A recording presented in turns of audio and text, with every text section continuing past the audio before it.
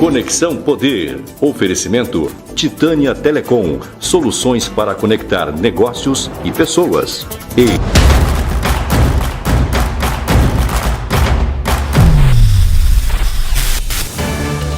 Olá, o Conexão Poder está recebendo o senador Fábio Garcia. Comigo hoje nessa bancada, Leandro Maia, do Repórter MT. Senador que também é presidente regional da União Brasil, mais conhecido como o Fabinho, né, senador? Bem-vindo. Muito obrigado, é um prazer estar aqui com vocês. Estou à disposição, agradeço mais uma vez o convite de estar aqui no Conexão Poder para a gente poder bater um papo. Bom, e aí, como é que tá? Já começou a esquentar esse caldeirão político? A gente viu que essa semana a União Brasil teve um evento aí com 140 prefeitos oficializando aí o pedido pela reeleição do governador Mauro Mendes. Foi um fato inédito, né? O governador até demonstrou ali bastante emoção no momento, né? Isso deve estar pesando bastante na decisão dele. Isso deve estar causando muita ciumeira política também, não está não? O caldeirão está esquentando à medida que se aproximam as datas das convenções, óbvio, as definições têm que acontecer e isso esquenta o caldeirão político. Mas o que aconteceu essa semana de 140 prefeitos, de 141 municípios de todo o estado do Mato Grosso, apenas um prefeito não assinou apoio à reeleição do governador Mauro Mendes, é algo inédito na história política do estado do Mato Grosso.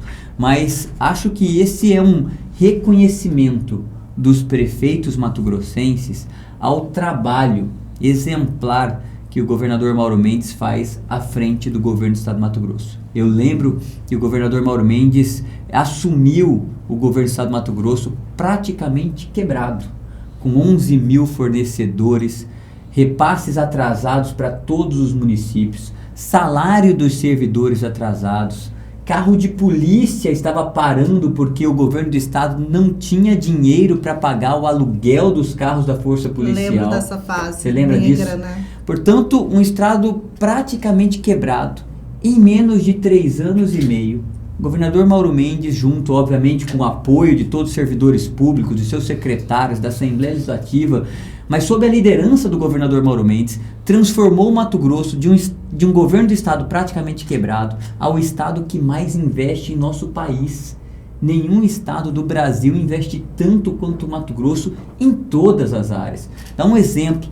Na infraestrutura, são 2.500 quilômetros de rodovias que serão pavimentadas até o final desse ano, um recorde na história desse estado de Mato Grosso. Na área da saúde pública, o maior investimento da história, 6 grandes hospitais sendo construídos neste momento no estado de Mato Grosso, 2 aqui na Baixada Cuiabana, mais os hospitais regionais de Confresa, de Juína, de Tangará, portanto, investimentos relevantes. Na educação pública, por exemplo, o maior investimento da história da educação pública, não somente em ampliação, em reforma, em novas escolas, em infraestrutura, mas mais especialmente na parte pedagógica. Por exemplo, o material didático que as crianças que estudam na escola pública estadual estão recebendo é o mesmo do que o material didático de uma das melhores escolas particulares da nossa capital, aqui de Cuiabá, feito pela Fundação Getúlio Vargas, que é uma das melhores instituições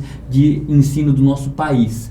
Né? Portanto, se a gente for discorrer, mas em todas as áreas, né? O governo do estado de Mato Grosso hoje faz os maiores investimentos da história e é exemplo de gestão pública para todo o país. Portanto, eu acredito que este reconhecimento, o reconhecimento dos prefeitos de que esse estado está arrumado e que os investimentos estão chegando na ponta. Não tem nenhum município sequer que foi deixado para trás. Não tem nenhum município sequer que não está recebendo os maiores investimentos da sua história neste momento no estado de Mato Grosso. Portanto, a gente fica feliz de ver esse reconhecimento e a gente sabe que no final quem está ganhando com tudo isso é o cidadão mato-grossense, porque na verdade o governo do estado de Mato Grosso está sendo entregue de volta para cada cidadão em forma de investimento, de serviço, de infraestrutura para melhorar a vida de cada cidadão mato-grossense.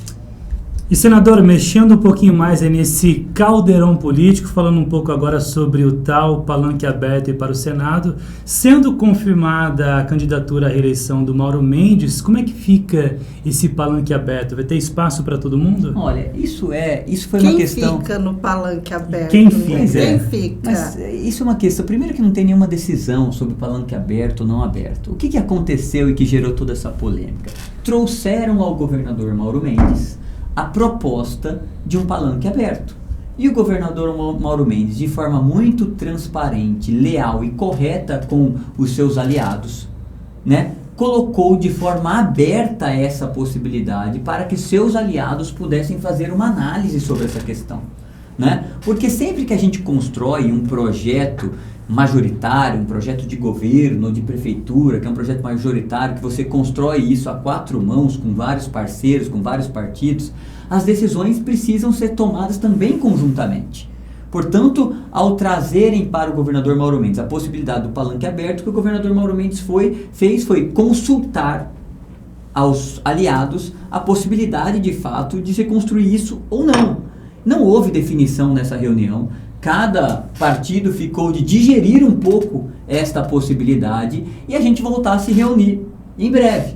Portanto, é o que está acontecendo nesse momento. Está todo mundo um pouco pensando sobre isso e nós vamos em breve, após a decisão do governador Mauro Mendes, se é ou não é candidato, ele prometeu essa decisão para essa semana, fazendo uma consulta final à sua família, a gente vai voltar a se reunir para que a gente possa, então, já começar a fazer os fechamentos necessários. Mas, senador, diante dessa movimentação que a gente vê, por exemplo, Neri, aparentemente mais próximo do Lula, já dá para perceber alguns sinais em relação a isso, porque o Mauro provavelmente apoia o candidato Jair Bolsonaro à reeleição à presidência da República, ele então se confirmando como candidato à reeleição do governo do estado de Mato Grosso, ele estando aí aliado ao Bolsonaro, receberia alguém aliado ao Lula?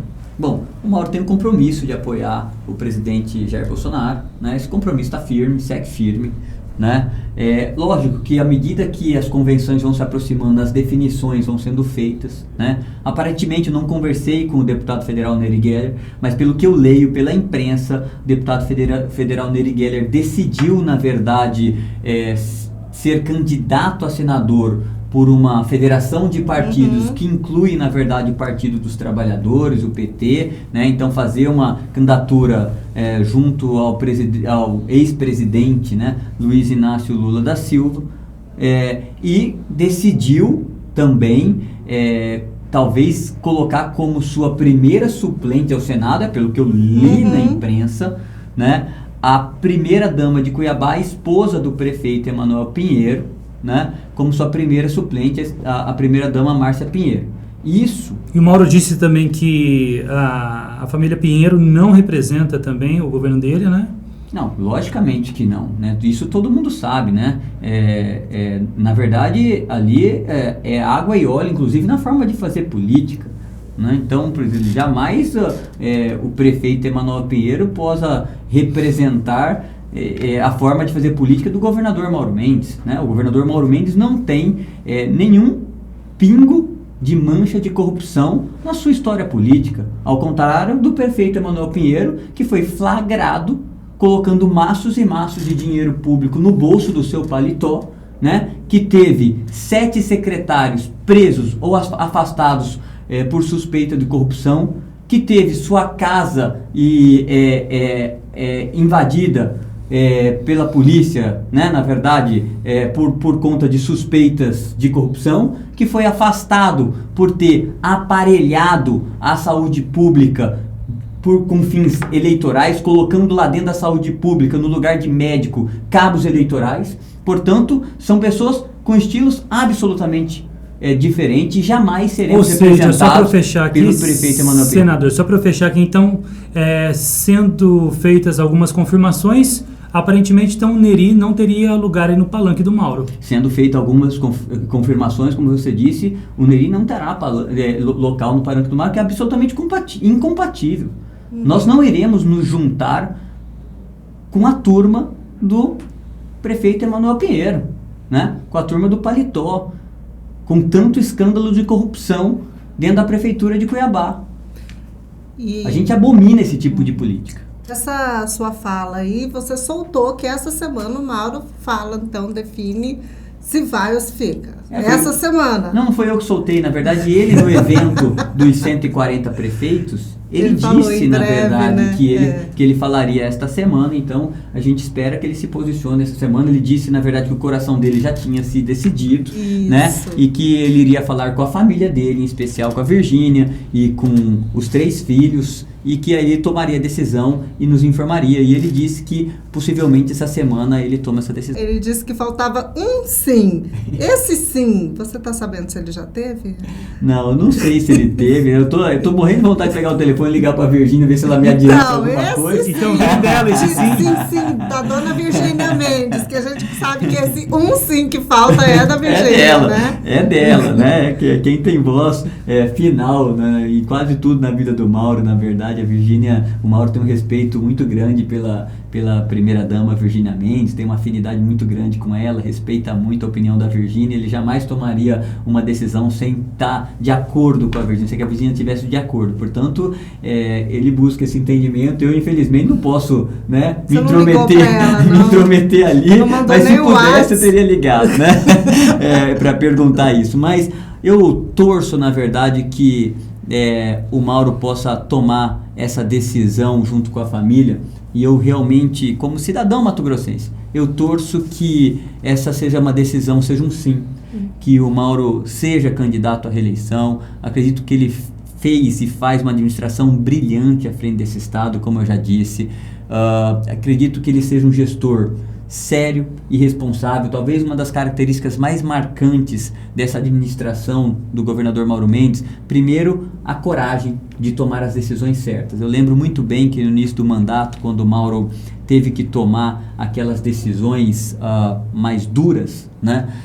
Muita gente chegava para o Mauro, eu já presenciei isso várias vezes, dizendo: Mauro, você está jogando o seu futuro político em risco, fora, você nunca mais vai se eleger para nada. As pessoas, como eu tenho uma proximidade muito grande com o Mauro, as pessoas viravam para mim e falavam assim: o Mauro já não vai dar em nada na política, porque as pessoas estavam acostumadas com aquela política tradicional do político ficar falando sim para todo mundo, dando tapinha nas costas, prometendo um monte de coisa, e não interessava se ia cumprir ou não depois. O que interessava é você estar bem a todo momento com todo mundo, né? E não interessava o resultado. E o Mauro sempre dizia: eu não estou aqui, na verdade, para pensar na próxima eleição. Eu estou aqui para consertar o estado do Mato Grosso e entregar aos mato-grossenses um estado muito melhor do que eu peguei. Eu preciso fazer aquilo que é necessário para consertar o estado do Mato Grosso, né? E é o que acontece hoje. Então, a primeira característica que eu acredito desse governo é a coragem de fazer a coisa certa. E o segundo é saber administrar cada real, cada centavo do dinheiro público, do dinheiro de cada cidadão, né? Com muita responsabilidade, porque administrar um governo de estado não é diferente da gente administrar a nossa própria vida, dentro da nossa casa.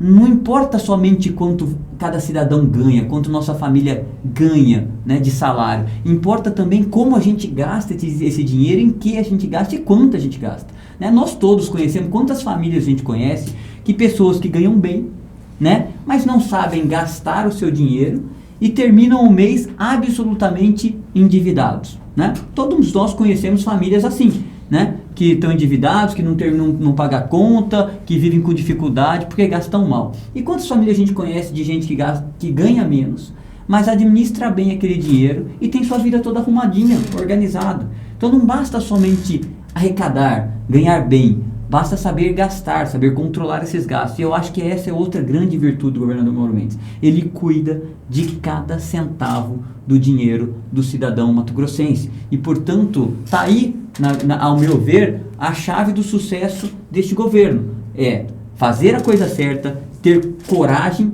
ter responsabilidade no gasto de dinheiro público e saber administrar cada centavo de dinheiro público. Por isso nós temos hoje, ao meu ver, não somente ao meu ver, eu escuto isso muito em Brasília, as pessoas já reconhecem, falam que nós temos hoje no estado do Mato Grosso o melhor governo de todo o nosso país. Isso é algo que está sendo reconhecido no Brasil afora, e como cidadão é motivo de muito orgulho, é uma honra, na verdade, a gente poder escutar isso no nosso estado, as pessoas acreditando no Mato Grosso, as empresas acreditando no Mato Grosso, reconhecendo que esse estado aqui será, sem dúvida nenhuma, o principal estado do país dentro de muito pouco tempo, se a gente continuar nesta caminhada, no trilho correto do jeito que a gente está. Então, rapidinho, senador, antes da gente mudar de assunto, para a gente falar sobre dinheiro, responde de bate-pronto aí, de 0 a 10, qual que é a possibilidade desse sim do Mauro? 9,9999. Ele tá sabendo. Trocou ideia com a Virgínia. Senador, falar sobre dinheiro agora. O presidente Jair Bolsonaro sancionou, né, o projeto de lei do senhor que reduz aí a conta de luz em Mato Grosso, mas a lei ainda não está sendo cumprida, né? A ANEEL tinha colocado isso em pauta, depois retirou. E aí, como fazer isso valer e quanto deve baixar nas contas de energia dos matogrossenses? Na verdade, o que acontece? Durante mais de 15, 20 anos, todos nós que pagamos essa conta de luz, né, a gente foi obrigado a pagar dentro dessa conta de luz um imposto indevido, que a gente chama de bitributação tecnicamente. O que é isso? É a cobrança de um imposto em cima do outro. Isso não pode. O Supremo Tribunal Federal foi lá e considerou essa cobrança ilegal. Portanto, esse pagamento tinha que ser retornado. Porém, quem na verdade ficou com os créditos, foram, na verdade, as empresas. E elas não devolveram esses créditos para o cidadão. Portanto, quando eu cheguei no Senado e me deparei com essa realidade, eu falei, opa, isso é um verdadeiro absurdo. Esse dinheiro não pertence às empresas, porque quem pagou esse imposto de forma indevida durante mais de 20 anos não foram as empresas, elas não tiraram R$1 do bolso para pagar esse imposto. Quem pagou foi cada cidadão dentro da sua conta de luz.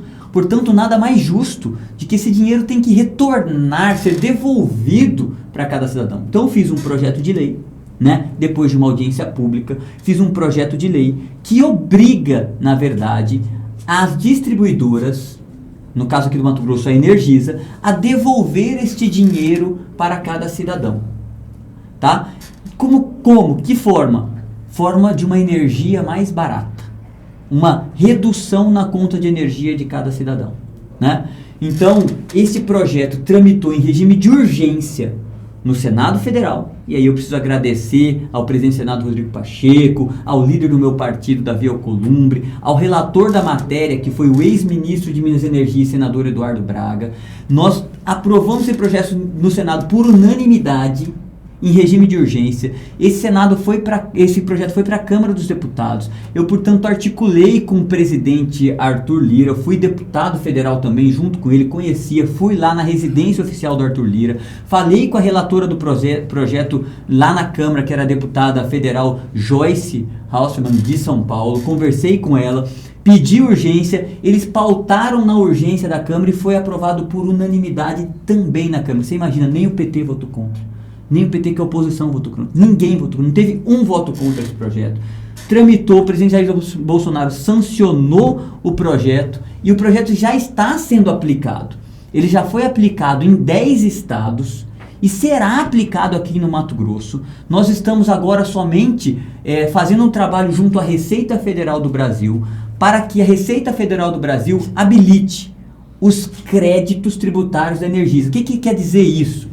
Quer dizer que a Receita Federal somente fale, de fato, a Energisa tem 1,280 bilhão de crédito a ser devolvido para cada cidadão mato-grossense. Esse processo está na sua reta final. A gente espera, na verdade, eu falei hoje com o superintendente da Receita Federal do Brasil. Ele me deu um cronograma da semana que vem esses créditos estarem habilitados. E eu já conversei com a Agência Nacional de Energia Elétrica. Uma vez habilitados esses créditos, a gente vai ter o reajuste tarifário aqui do Mato Grosso e vamos ter a redução do preço da conta de luz aqui no Mato Grosso. Qual é a nossa expectativa? A nossa expectativa é que no total a conta de luz do Mato Grosso reduza 15% para cada mato-grossense. Porém, isso não vem numa pancada só. Isso virá ao longo de 4 a 5 anos. Portanto, nós esperamos que o impacto será superior do que 3% a cada ano nos próximos 4 ou 5 anos, o que representa 15% de redução e o que representa de forma mais importante, 1,280 bilhões de reais que serão devolvidos a cada cidadão mato-grossense. 3% a cada ano. No 3 mínimo. esse ano, 6 ano que vem, aí chega 9. 3 mais 3 mais 3 mais 3 a cada ano. Tomara que isso venha logo, né? Mas vai acontecer, pode ter certeza. Senador, você é relator aí da PEC dos biocombustíveis, ela foi aprovada agora. Foi aprovada ontem, né? na verdade. Né? E aí, o que muda? O que ela diz? Na verdade, o que ela diz? Ela garante, na verdade, a competitividade do combustível limpo frente ao combustível fóssil. Mas na prática, o que ela garante? Ela garante o álcool mais barato que a gasolina para cada cidadão, para que ele possa ter essa opção de abastecer com álcool um combustível mais barato, um combustível limpo, um combustível renovável e também um combustível produzido por uma indústria 100% nacional. E para nós aqui do Mato Grosso, além de poder abastecer com combustível mais barato, por que também é importante? Porque Mato Grosso já passou a ser um dos principais produtores de álcool do Brasil. Mato Grosso tem 7 bilhões de investimentos já programados nos próximos anos para a implantação de novas usinas de etanol à base de milho. É o que a gente sempre sonhou do Mato Grosso, a gente poder industrializar a nossa produção primária, para que não saia do Mato Grosso somente em rodas de caminhão ou trilho de trem a nossa produção, mas para que aqui a gente possa industrializar, gerar emprego, gerar renda aqui no Mato Grosso. Portanto, isso garante sobrevivência a essa indústria. Portanto, é um projeto muito importante para o Brasil, para todos os brasileiros, para os mato-grossenses que vão contar com combustível mais barato, mas também importante para garantir sobrevivência, competitividade à indústria de etanol. Eu fico muito feliz, na verdade, de ter sido relator dessa emenda constitucional lá no Senado. Então foi o meu texto que foi aprovado no Senado, também por unanimidade. No Senado por unanimidade, na Câmara não, no Senado foi aprovado por unanimidade, aprovado ontem na Câmara, agora vai para promulgação e nós vamos ver também o preço do álcool baixar. Então sim, eu tive a oportunidade de ser senador por 4 meses, né, porque eu sou suplente senador já. Cheguei no Senado num momento muito difícil da vida do brasileiro, porque a gente vive de fato um momento onde o custo de vida do brasileiro está muito alto, está difícil, né? O cidadão sabe que quando a gente vai no supermercado, né, a gente compra muito menos do que a gente comprava um tempo atrás, né? Abastecer o carro é um desespero, na verdade, né? Porque a gente deixa ali grande parte do salário quando a gente vai abastecer um carro. Muita gente está deixando o carro na garagem para não ter que abastecer, né? Pagar a conta de energia também é muito cara, quer dizer, o brasileiro não está vivendo bem. A imensa maioria dos brasileiros estão vivendo com muita dificuldade. Então, eu sabia que estava entrando no Senado nesse momento e sabia que meu trabalho, se eu pudesse, na verdade, de alguma forma contribuir para amenizar esse momento difícil que o brasileiro está vivendo, era o trabalho que eu deveria fazer. E estou muito feliz hoje, né, pela graça de Deus, na verdade, de ter podido contribuir com isso e ter podido aprovar, na verdade, 2 projetos importantes. Um que reduz a conta de luz e outro que faz com que o etanol seja mais barato. E dei minha parcela de contribuição nesses 3 meses que eu estou no Senado para a gente poder melhorar a vida de cada brasileiro. Eu acho que isso é muito gratificante para qualquer pessoa que está na vida pública. E aí, assim, a partir de quando, né, o senhor acha que começa aí a aliviar o bolso do mato-grossense aqui, essa questão da energia e do álcool? Na energia, com certeza, a partir de agosto, a gente vai ver um alívio na conta de energia do próximo mês. Bem aí, no alívio na conta de energia de cada mato-grossense. Com relação ao álcool, uma vez promulgada a emenda constitucional, aí o governo do estado precisa ajustar os decretos que disciplinam os impostos incidentes sobre o etanol, né? Então ele precisa, na verdade, emitir um decreto reduzindo a alíquota do etanol aqui no estado do Mato Grosso. E a partir do momento da publicação desse decreto, passa a valer a alíquota menor e a gente vai ver no posto de gasolina, na bomba, um preço de etanol ainda menor. Tomara que chegue logo, né? Tomara, também estou na torcida e no trabalho para que isso aconteça. Senador, agora falando aí da PEC das bondades, ou a PEC kamikaze, como definiu o ministro da Economia, Paulo Guedes, Você entende que o Bolsonaro e o Congresso acertaram? Era necessário isso ou se trata aí de uma medida populista em ano de eleição? Qual que é a opinião do senhor em relação a isso? Avaliação? Bom, Tá tendo que é uma medida em ano de eleição, ninguém tem dúvida, né? Porque a eleição está aí, uma medida feita em ano de eleição, né? Que a gente precisa compreender, na verdade, que o país e os brasileiros precisam, na verdade, de uma ajuda, também eu acho que é inegável. Todo mundo compreende que a vida está difícil, como eu disse aqui antes, e que o brasileiro realmente precisa de um apoio neste momento para poder fazer esse enfrentamento. Eu somente sinto que isso tenha sido feito tão próximo do processo eleitoral. Podia ter sido feito ano passado. A vida do brasileiro não está difícil desde agora, está difícil, né?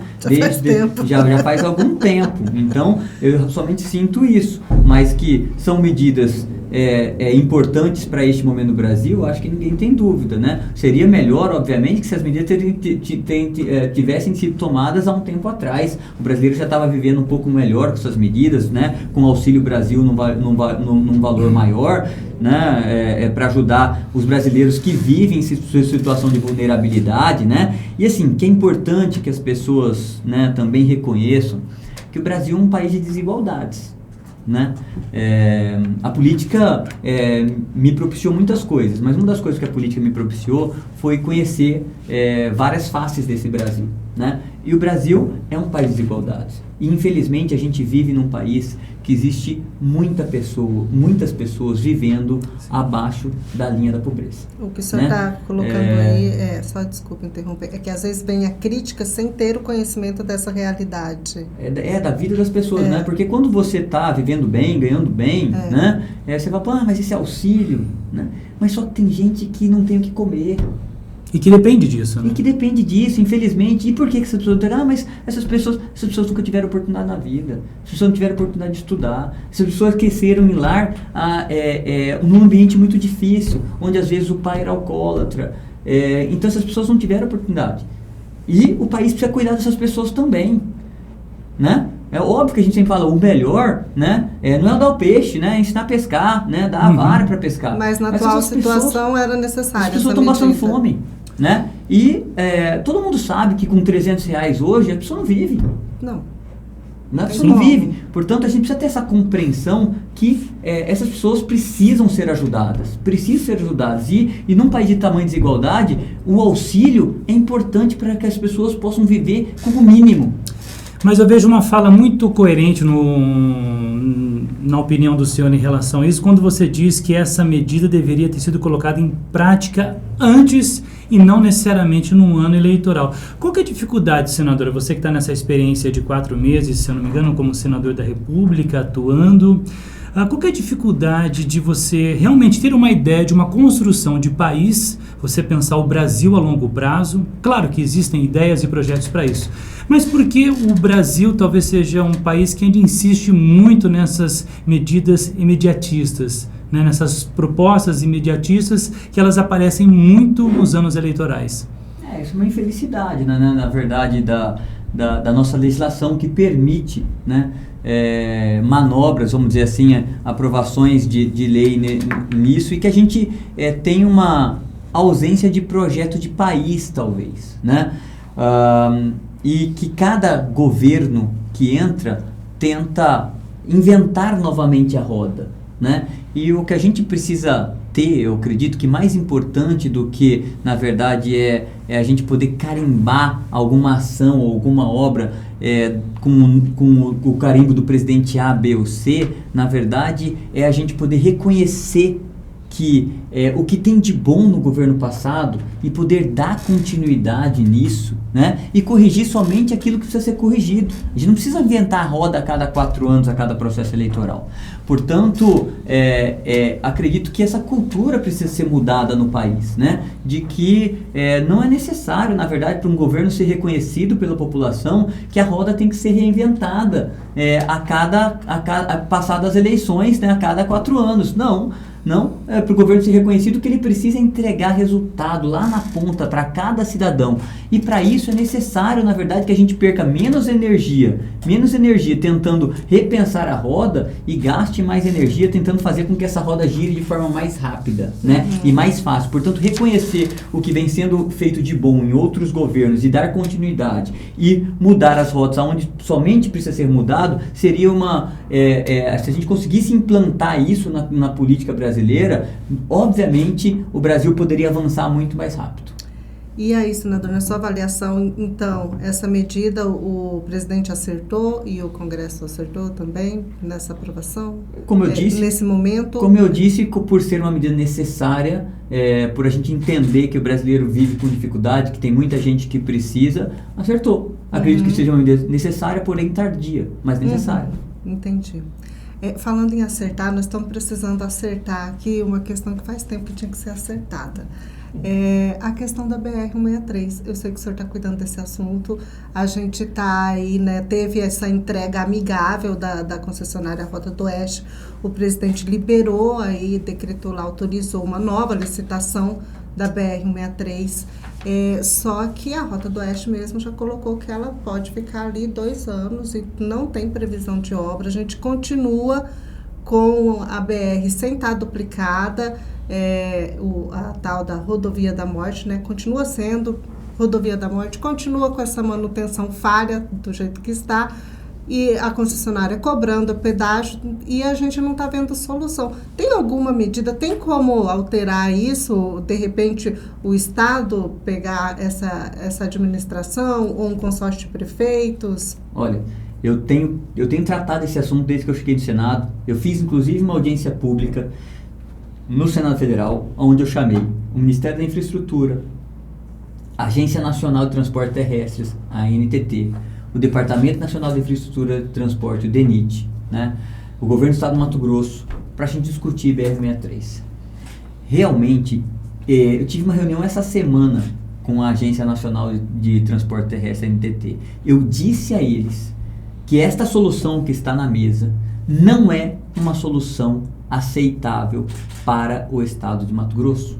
Nós não podemos ter a principal rodovia desse estado, talvez a principal rodovia desse país, mas não são 2 anos não, são 3 anos ou mais sem ter investimentos, porque pensa bem, o prazo que a agência coloca são 2 anos para fazer a licitação. Pode ter 2 cenários lá na frente. Ela disse que pelo menos 2 anos ela está ali e ninguém mexe nela. Podemos ter 2 cenários lá na frente. Tá bom, é uma licitação exitosa e tem um ganhador. Neste caso, até que este ganhador, ele entre na concessão, ele assine contrato, até que ele se instale, né? Começa a fazer investimento mais 1 ano no mínimo. Então aqui, no melhor dos casos, 3 anos. No melhor dos casos. Mas tem um caso pior, porque essa licitação pode dar deserta lá na frente, pode não parecer interessado. E aí, como é que a gente vai ficar? Mas quantos anos sem investimento? Então, eu disse à agência, falei, leve esta mensagem ao presidente da República, leve essa mensagem ao ministro de Infraestrutura, de que esta não é uma solução da forma que foi colocada unicamente, somente a relicitação, uma solução aceitável para o Mato Grosso. O Mato Grosso não pode viver mais 2 anos com essa rodovia da forma que está, sem nenhum investimento, nem investimento para a segurança. Pasmem, eu fiz uma pergunta numa reunião na AproSoja ao diretor da NTT. Eu disse, vocês pelo menos inseriram como obrigação da Rota Oeste nesses 2 anos ela acabar com aquele degrau de quase 80 centímetros que atravessa quase 100 quilômetros dessa rodovia, aonde quando o caminhão tem que ir para acostamento, ele vai para acostamento, ele não volta mais, ou ele tomba para fora da rodovia, ou ele tomba para dentro da rodovia, causando acidente e morte.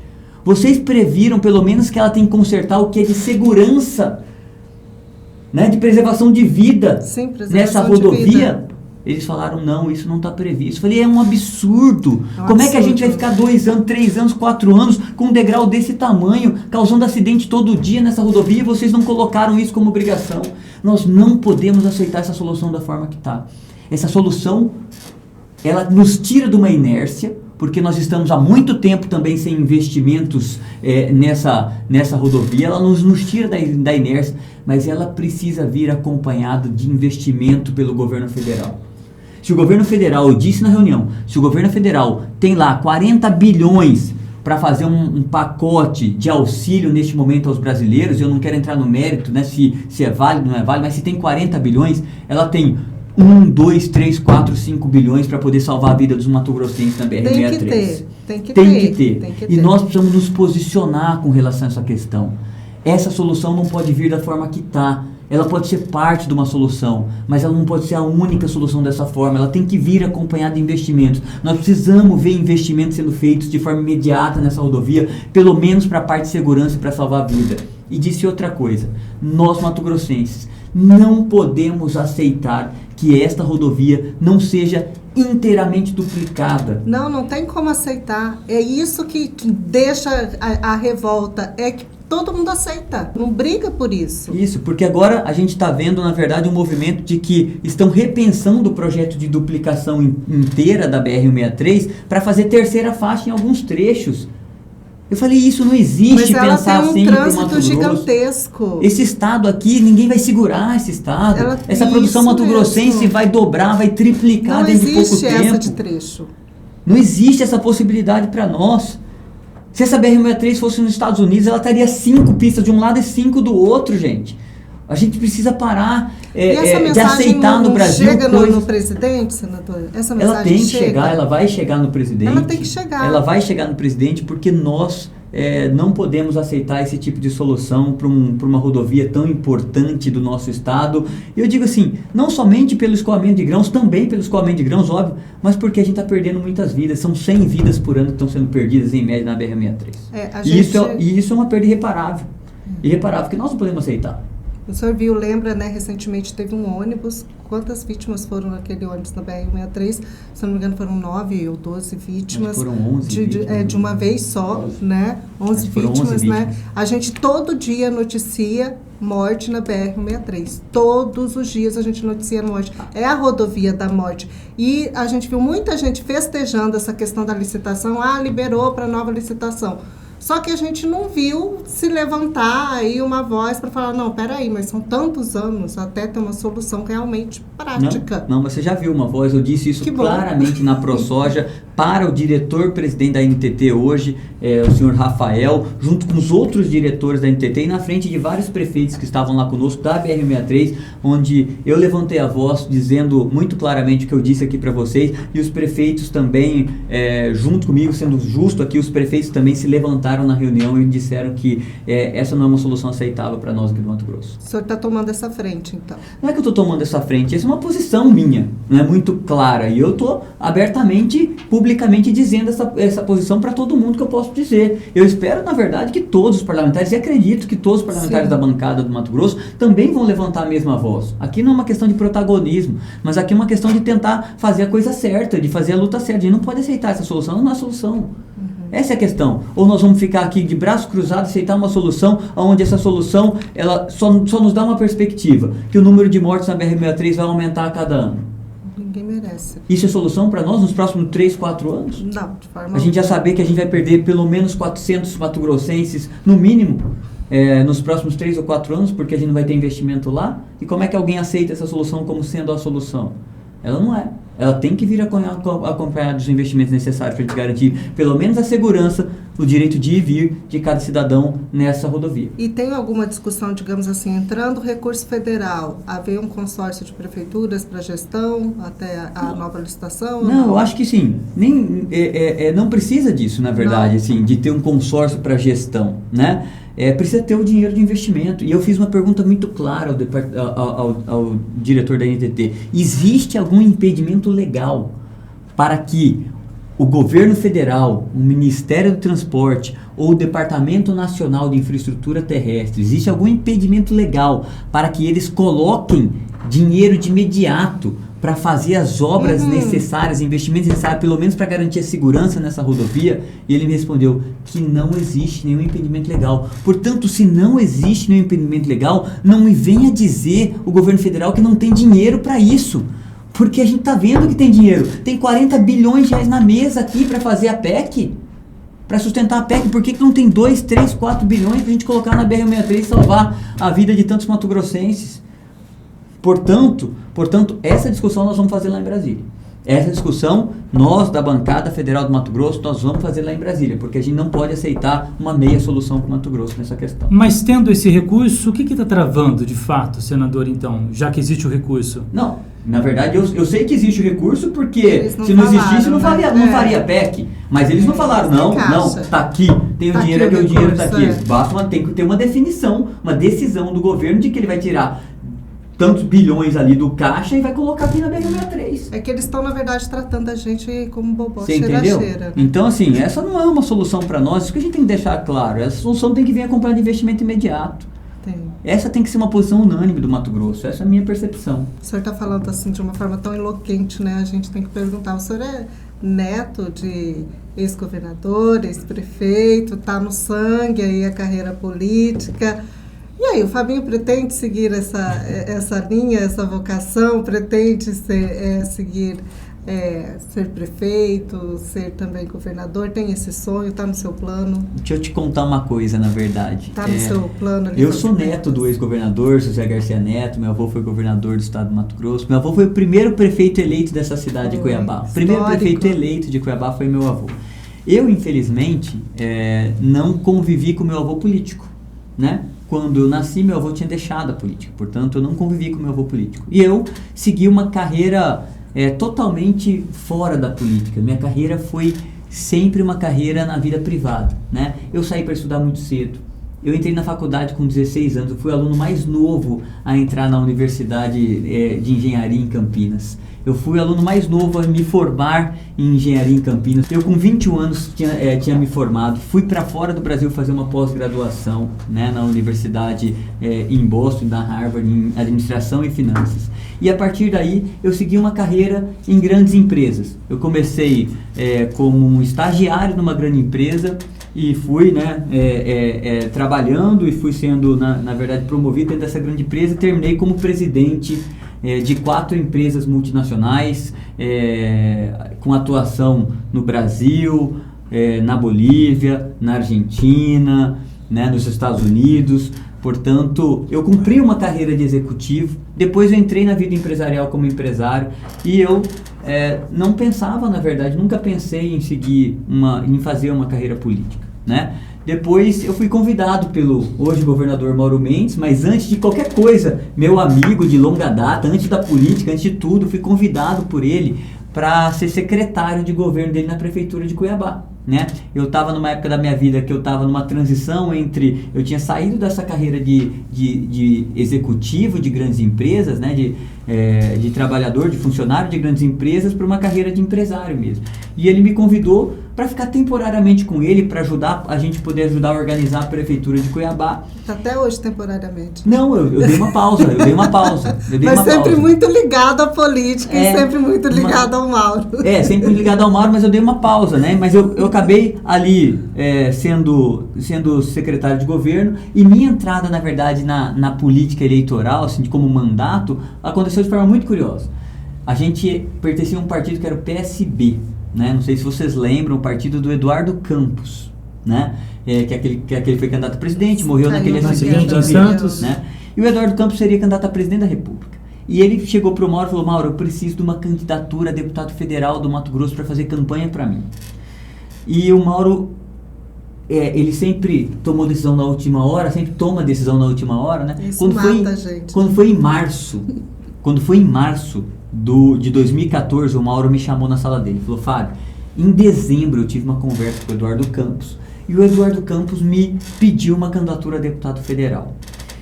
E assim, eu pensei nos nomes que a gente tem e eu acho que você é o nome que pode ser o nosso candidato a deputado federal para cumprir esse papel, né, para o nosso partido, para o nosso grupo.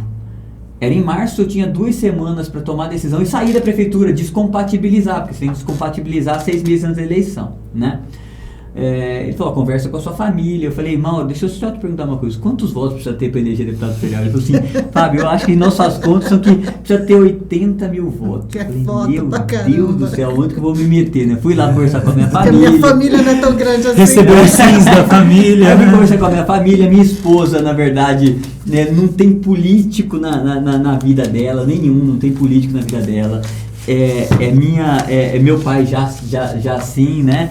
Eu conversei com eles, tal, e acabei topando o projeto. Eu lembro muito bem que a gente, 2014 era a época da Copa do Mundo aqui, né? Sim. E a gente ia ter um jogo aqui na Arena Pantanal, que era um jogo de teste da arena, né? E tava lotado o jogo. Eu entrei naquela arena, pra quem foi lá dentro, é gigante, né? É gigante, né? Você entra lá, você vê o tamanho daquele negócio. E aí eu entrei lá, olhei assim, gente que não acaba mais. Eu perguntei pra pessoa que tava do meu lado, quantas pessoas cabem nessa arena? Ela falou assim, 40 mil. Falei, Ai, você como tava é que rajando quantos dobro votos você precisava. 2 vezes essa arena pra... Não dormia Meu contando Deus as do céu, eu falei, pessoas. isso não vai dar certo nunca. Mas agora eu já tô no meio dessa campanha, vamos em frente. Acabei me elegendo com quase 105 mil votos no estado, né? Olha, você 3 passou, arenas. olha o tanto de arena. Acabei 3 me arenas. Fiquei 4 anos como deputado federal, né? E depois veio em 2018 o projeto de reeleição.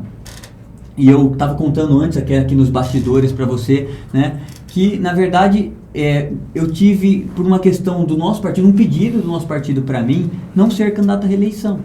E eu fiz isso com muita tranquilidade. Eu fiz isso com muita tranquilidade porque a gente tinha um projeto maior naquele momento, que era o projeto do governador Mauro Mendes, a gente tinha a candidatura do senador Jaime, e eu sempre digo, eu faço política não porque eu dependo da política, e também não tenho nada contra quem faz política e depende da política, mas eu continuo com a minha vida separada de empresário, eu tenho minhas atividades empresariais que eu continuo tocando.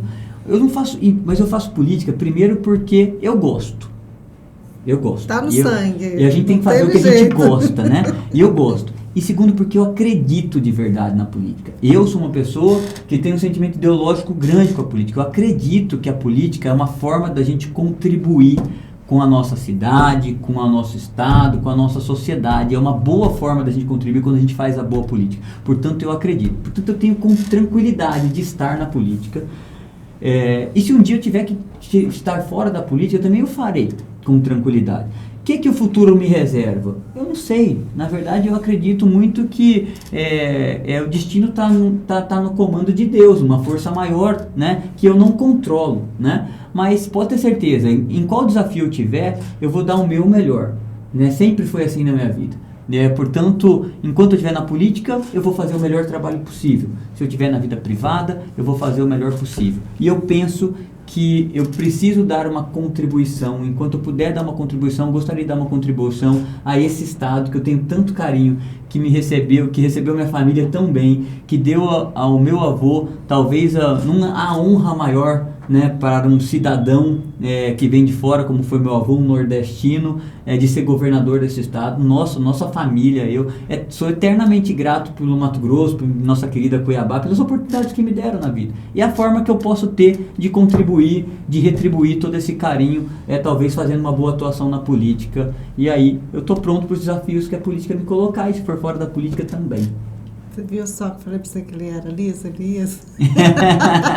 Ele não falou, não, assim, porque, gente, a gente tá com candidatura aí já pra prefeitura. Não, um plano? Na verdade, hoje... Tá no plano? Hoje eu sou pré-candidato a deputado federal, né? Que é também uma construção do nosso grupo político, né? Num determinado momento, né? O governador me chamou e conversou comigo sobre política, né? E me fez o convite para ser pré-candidato a deputado federal, né, pelo nosso grupo político. Eu aceitei o convite, então eu estou agora na construção deste projeto, né? Essa é a meta. A meta de agora essa agora, é a meta. O que vai acontecer lá na frente, eu não sei. Você me pergunta, Fábio, você gostaria um dia de ser prefeito da sua cidade? Eu acho que a imensa maioria dos cidadãos gostaria. Eu particularmente gostaria muito de ser um dia prefeito de Cuiabá. mas assim, essa é algo que não depende só de mim, né? Então assim, eu deixo isso um pouco na mão de Deus também. Eu vou fazer meu melhor trabalho possível, deixo isso para o futuro, para a mão de Deus, para que Ele possa me guiar pelo melhor caminho. Mas se você me pergunta se eu gostaria, eu falo que eu gostaria. Talvez diga que seja um sonho da minha vida ser um dia prefeito da minha cidade. Ai, que bom. Aí, Conseguimos. acho que ele fazer respondeu, né? Você merece o presente do repórter MT. Quer entregar pra ele? Bom Entrega você, pra ele. Leandro, tá bom pra você ou quer ainda sabatinar mais a Não, gente? tá ótimo, Tranquilo? excelente. Obrigado, senador, pela sua participação. Muito obrigado. Já tem algumas dessas canequinhas aqui, né? Mais uma aqui. Mas você sabe que todo dia de manhã eu faço meu café, então eu uso muito essas canequinhas aqui, né? Ai, que bom. Essa é a Conexão Poder Repórter MT. Essa é a nova logo. Aqui é o pessoal. Essa Bonito, você pode né? deixar lá no Senado. Vai ser pro próximo café da manhã. Pro próximo café da manhã. Obrigada, Leandro. Muito obrigado. Obrigado, Márcia. Senador. Obrigado, senador. Viu? Foi um prazer também estar com vocês aqui. Mais uma vez, muito obrigado. Um prazer. Obrigado. Conexão Poder. Oferecimento Titânia Telecom. Soluções para conectar negócios e pessoas. E